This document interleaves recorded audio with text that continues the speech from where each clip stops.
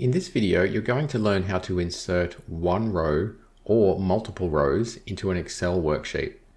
And if you'd like to grab a copy of the file used in this video, just click on the link in the description below. Okay, let's take a look at how to insert one row first. So let's just say we wanted to insert a new blank row between rows 3 and 4. All you need to do is right click on 4 and then click on insert. And as you can see, that's inserted a blank row between rows 3 and 4. Now, if I just undo that, I'll also show you that you can left click on it first and then right click and then click on insert and you'll get the same blank row.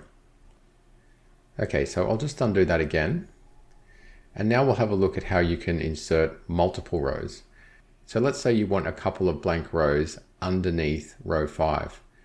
So what you do is you left click on row 6 and then drag the mouse down, and you can see over here, as I'm moving the mouse down, Excel is telling me how many rows I've selected. So now I've selected 4 rows, 5 rows, 6 rows. So now if I let go of the mouse button and right click and then insert, it will insert 6 rows.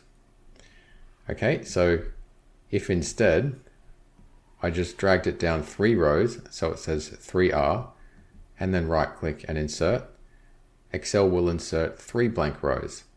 So that's a way that Excel helps you to count the number of rows that you're going to insert while you're dragging the mouse down. Okay, I'll just undo that. And now let's have a look at how you can insert multiple rows at the same time, but in different places.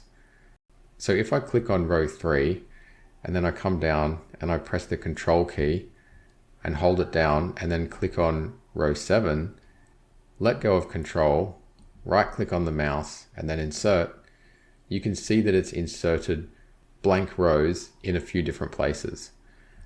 And I'll just show you one more thing. If I undo that again, now this time we'll select row 4 and then I'll select row 5 as well, but instead of dragging the mouse down like that, I'll choose them separately.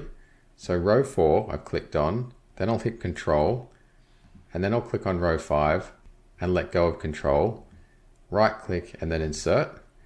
And now you can see that I've inserted blank rows in such a way that we've got a row full of information, then a blank, then a row full of information, then a blank.